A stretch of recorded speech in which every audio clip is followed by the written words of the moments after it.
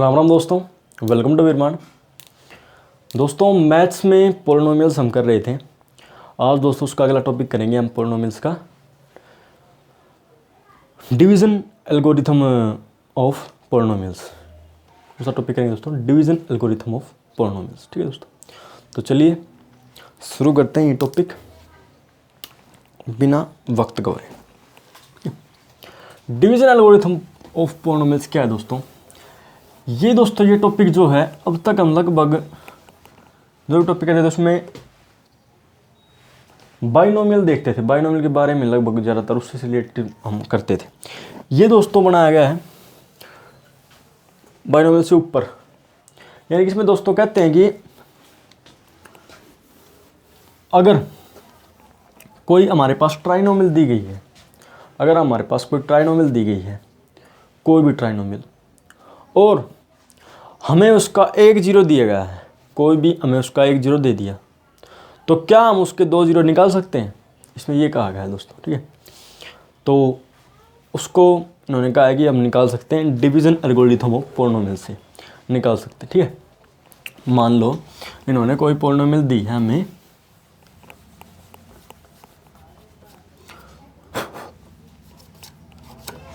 इन्होंने हमें कोई पॉलिनोमियल दी है पी ऑफ एक्स मान लेते हैं, पॉलिनोमियल इन एक्स वेरिएबल कोई हम मान लेते हैं। तो उसको ट्राइनोमियल है वो पॉलिनोमियल, कौन सी पॉलिनोमियल है? ट्राइनोमियल है वो। तो ट्राइनोमियल को हम कैसे लिखते हैं? लगभग ऐसे लिखते हैं a x cube plus b x square plus c x plus d, ऐसे लिखते हैं हम ट्राइनोमियल को। तो हम ये पॉलिनोमियल भाई मान लेते हैं। ठीक है, इन्होंने कहा है कि हमें एक जीरो दी गई है, इसकी कितनी जीरो होती हैं? तीन होती हैं, ज़्यादा से ज़्यादा इसकी तीन जीरो हो सकती हैं एक ट्राइनोमियल की। तो हमें ये कह रहा है कि तीन जीरो होती हैं इसकी, लेकिन हमें एक जीरो दे दी। इसकी तीन जीरोज़ हमने कौन सी माननी थी? जीरोज़ कौन सी मानते हैं हम? अल्फ़ा, बीटा और गामा, ये जीरोज़ हम इसकी मानते हैं। ठीक है, इन्होंने कहा भाई एक जीरो हमें दे रखी है, यानी कि अल्फ़ा की वैल्यू हमें दे रखी है, वैल्यू इज गिवन। ठीक है, और ये कह रहे हैं कि भाई क्या हम ये इन दोनों की वैल्यू निकाल सकते हैं? जो बाकी दो जीरोज बच गई, वैल्यूज टू फाइंड। ठीक है, ये कह रहे हैं भाई अगर हमें एक की वैल्यू दे रखी है, एक जीरो की वैल्यू, तो क्या हम दो की वैल्यू और जो दो बाकी बची उनकी निकाल सकते हैं? तो भाई निकाल सकते हैं डिवीज़न एल्गोरिथम ऑफ पॉलिनोमियल से। कैसे निकाल सकते हैं भाई? अगर एक वैल्यू दे रखी है हमें, मान लो अल्फ़ा की वैल्यू हमें एक दे रखी है, वो मान लो हमें दे रखी है ए। ठीक है, या फिर हम सीधा अल्फ़ा ही मान लें, सीधा अल्फ़ा ही मान लेते हैं यार, थोड़ा मतलब वो हो जाएगा सही। हम जो पिछले टॉपिक किए हैं ना, फैक्टर थ्योरम, रिमाइंडर थ्योरम, उनको हम जिस हिसाब से कर रहे हैं ना उसी हिसाब से इसको करते हैं। मान लो अल्फ़ा दे दी हमें, अल्फ़ा की वैल्यू दे दी, यानी अल्फ़ा दे दिया भाई हमें, अल्फ़ा तो दिया हुआ है लेकिन बीटा और गामा हमें नहीं दिया हुआ है। ये बीटा और गामा में नहीं दिया हुआ है, वैसे तीन जीरोज होती हैं इसकी, लेकिन बीटा और गामा में नहीं दिया हुआ है, अल्फ़ा में दिया हुआ है। ठीक है, अल्फ़ा में दिया हुआ है। ठीक है, तो देखिए दोस्तों, हमें पीछे फैक्टर थ्योरम में पढ़ा है, फैक्टर थ्योरम में हमें क्या पढ़ा है कि अगर ये जीरो है तो इसका मतलब इसको अगर हम एक्स में से घटा देंगे तो ये फैक्टर हो जाएगा, x minus alpha is a factor. एक मिनट,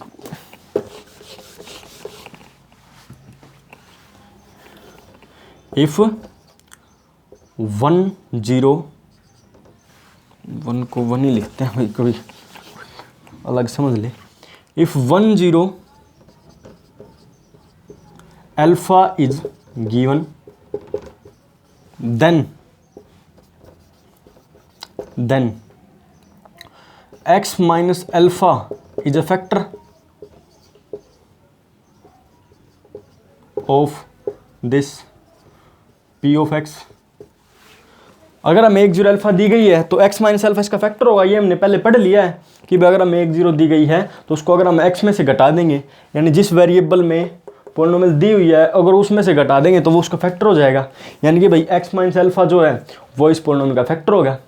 फैक्टर हो गया तो इसका मतलब ये इसे पूरी इस जो ट्राइनोमियल दी है हमें, ये इसको पूरी तरह से डिवाइड करेगा, कंप्लीट डिवाइड कर देगा इसको, जीरो रिमाइंडर बच जाएगा क्योंकि ये इसका फैक्टर है। फैक्टर होगा तो पूरा डिवाइड तो करेगा ही, चाहे किसी का फैक्टर हो उसको पूरा डिवाइड तो करता ही है। तो अगर x माइनस अल्फा इसका फैक्टर है तो इसका मतलब ये इसको पूरा डिवाइड करेगा, ठीक है, इसको पूरा डिवाइड करेगा, ठीक है दोस्तों। अब इसमें कहा गया है कि अगर इससे हम इसको डिवाइड करेंगे ना, इस जो ये पोलिनोमियल है ट्राइनोमियल, इसको अगर हम इससे डिवाइड करेंगे ना, ये जो फैक्टर है x माइनस अल्फा, तो if we divide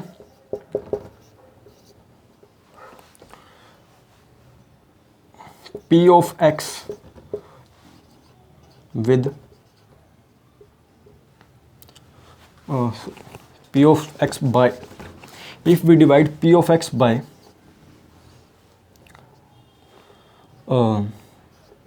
x minus alpha, if we divide p of x by x minus alpha, then quotient will be in the form of ax square plus bx plus c. देखिए दोस्तों, अभी आगे कह रहा है कि भाई अगर ये फैक्टर हो तो पूरा डिवाइड करेगा, पूरा डिवाइड करेगा। तो अगर हम किसी चीज़ को किसी से डिवाइड करते हैं तो क्वोशंट तो आता ही है, उसका आंसर तो आता ही है। तो ये कह रहे हैं दोस्तों, अगर हम इस पोलिनोमियल को x माइनस अल्फा से डिवाइड करेंगे ना, x माइनस अल्फा से डिवाइड करेंगे ना, तो जो आंसर आएगा ना, मतलब कि रिमाइंडर तो जीरो ही हो जाएगा क्योंकि पूरा डिवाइड कर देगा, लेकिन जो क्वोशंट आएगा ना, यानी कि जो आंसर आएगा ना, वो इस फॉर्म में आएगा, यानी कि एक बाइनोमियल के फॉर्म में आ जाएगा। किसके फॉर्म में आ जाएगा? बाइनोमियल के फॉर्म में आ जाएगा, इसके फॉर्म में आएगा। यानी कि हम थोड़ा और बताता हूँ मैं यहाँ पे, इसको रफ इसको नहीं लिखना जो मैं यहाँ पे लिख रहा हूँ, एक बाइनोमियल के फॉर्म में आ जाएगा, यानी कि ऐसे आ जाएगा लगभग x square plus 3x plus 4, लगभग इस टाइप का आ जाएगा। मतलब यह नहीं आएगा, ये तो मतलब पूरी फॉर्म के, लेकिन अगर हम मतलब ए बी सी की वैल्यू मैं पुट करके दिखा रहा हूँ वैसे एग्जांपल के लिए कि भाई इस टाइप का आ जाएगा। तो ऐसे ऐसे क्वेश्चन तो हमने किए हैं, इनके तो जीरोज भी निकाले हैं, हमने निकाले ना इसके जीरोज, ऐसे ऐसे इनके जीरोज हमने निकाले हैं, ठीक है। तो इसको तो हम भाई सोल्व करना आता है हमें, इस ऐसी ऐसी की तो जीरोज हमें निकालनी आती हैं, ऐसी ऐसी की तो भाई हमें नहीं आती हैं। भाई ट्राइनोमियल की तो हमने जीरोज नहीं निकाली, लेकिन बाइनोमियल की तो निकाली हैं, आपको निकाली आती हैं splitting the middle term method से। यानी कि अगर हम मिडिल टर्म को स्प्लिट कर देंगे फिर उसकी जीरोज हम निकाल सकते हैं, यानी कि उसकी मल्टीप्लाई तो इतनी आनी चाहिए, दो नंबर ऐसे सोचेंगे जिनकी मल्टीप्लाई इतनी आए और उनका डिवाइड, उनका जोड़ जो है उनका सम इतना है, फिर वो करके सोल्व बाद में उसकी जीरोज हम निकाल सकते हैं। हमने सीख लिया ये तो पिछली वीडियोज़ में, ठीक है, ये तुमने कर लिया है। तो ऐसे दोस्तों मतलब ये कह रहा है कि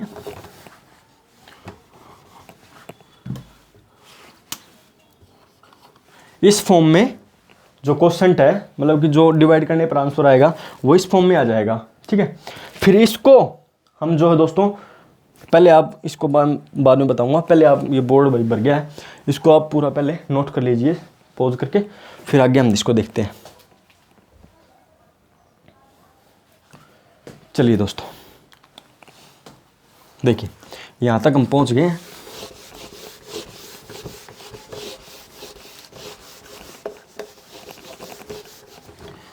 तो क्या आ गया था लास्ट में? Quotient will be like ax square plus bx plus c।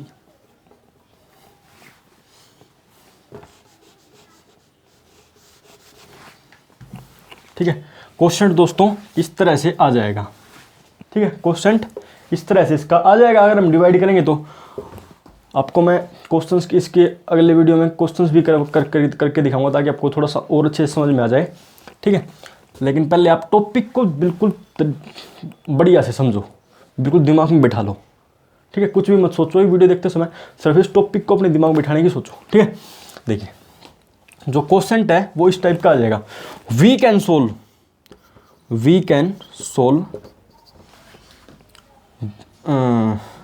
ax square plus bx plus c by splitting middle term method. ठीक है, हमें ना इसको तो हम सोल्व कर सकते हैं, इसके पिछले को तोड़ करके और इसके जीरोस निकाल सकते हैं, सोल्व कर सकते हैं इसको। तो can find its two zeros and can find its two zeros. ठीक है, अगर ऐसा आ जाएगा आंसर तो हम उसको मिडिल टर्म स्प्लिट करके और उसको जीरोस निकाल सकते हैं। उसके ये जो बाइनोमियल इसके तो दो जीरोस होते हैं ना, दो बाइनोमियल के दो जीरोस, इसके बाइनोमियल के दो जीरोस होते हैं, वो हम निकाल सकते हैं भाई ऐसे। मतलब इसको सोल्व करके स्प्लिटिंग मिडिल टर्म करके और उसके दो जीरोस हम निकाल सकते हैं। ठीक है,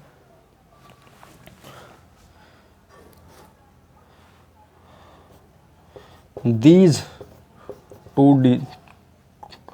two zeros are the zeros of P of X। जो इसको सोल्व करके हमारे पास दो जीरोस आएंगे ना, जो ये क्वोशंट आ गया डिवाइड करने पर, जो क्वोशंट आया हमारा, उसको स्प्लिट करके जो दो जीरोस आएंगी ना, वो जीरोस होंगी पी ऑफ एक्स की बची हुई दो जीरो। ठीक है, जो पी ऑफ एक्स हमने मानना है ना, ये इसकी दो जीरोस होंगी वे जो इसको स्प्लिट करके आएंगी। ठीक है, hence we can find the other two zeros of P of X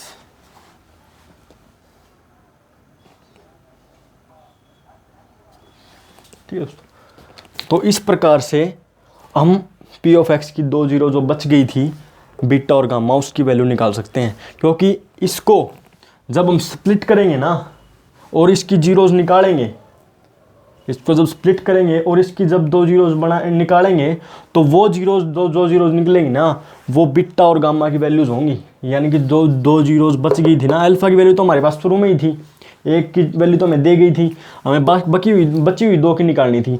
तो उन दो की निकालने के लिए हम पहले क्वोशंट निकालेंगे इसका फैक्टर बना के, फिर जो क्वोशंट आएगा उसको स्प्लिट करके उसकी दो जीरोस निकलेंगी और वो दो जीरोस जो निकलेंगी वो बीटा और गामा की वैल्यू होंगी।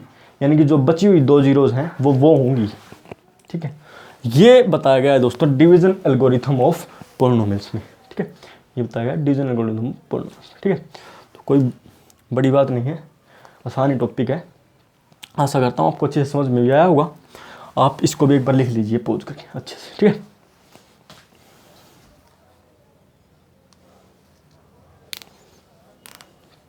चलिए देखिए दोस्तों, तो आपने लिख लिया होगा। तो दोस्तों इस वीडियो में हमने सीख लिया है डिवीजन एल्गोरिथम ऑफ पॉलिनोमियल्स। यानी इसका बेसिक मोटो क्या है, जब हम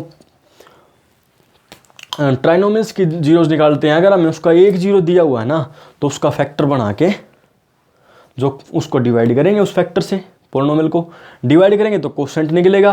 क्वोशंट बाइनोमियल की फॉर्म में निकलेगा, यानी कि इस फॉर्म में निकलेगा, बाइनोमियल की फॉर्म में, डिग्री 2 है ना, बाइनोमियल की फॉर्म में निकलेगा। इसकी डिग्री 2 होती है, उसके दो जीरोस निकलते हैं।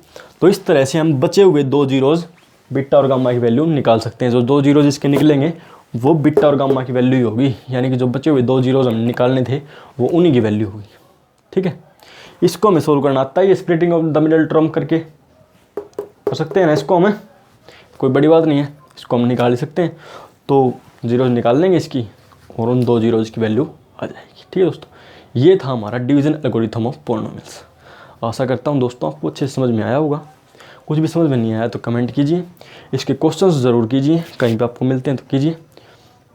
मैं इसकी न्यूमेरिकल्स की वीडियो भी ज़रूर बनाऊंगा, क्योंकि मैं कह तो रहा था कि साथ के साथ कर दूंगा न्यूमेरिकल्स, लेकिन ये पहले ही वीडियो दोस्तों थोड़ी 15 मिनट की हो चुकी है। मैं ज़्यादा बड़े वीडियो अब तक अभी नहीं बनाता हूँ, क्योंकि ज़्यादा मतलब बड़े वीडियो होते हैं ना, वो देखने का वैसे मन नहीं करता, क्योंकि बोरियत सी फील होने लगता है जो ज़्यादा बड़े वीडियोज़ हम देखते हैं। ठीक है, तो इसलिए ये टॉपिक थोड़ा समझने में थोड़ा मुश्किल है, तो इसके लिए हम मैं इसका क्वेश्चन भी ज़रूर करवा दूंगा अगली वीडियो में, ताकि आपको और अच्छे से समझ में आ जाए। ठीक है, तो आपको भी क्वेश्चन मिलते हैं तो करिए, कोई भी क्वेश्चन या टॉपिक से रिलेटेड कुछ भी समझ में नहीं आता तो कमेंट कर दीजिए, मैं ज़रूर जवाब दूंगा उसका।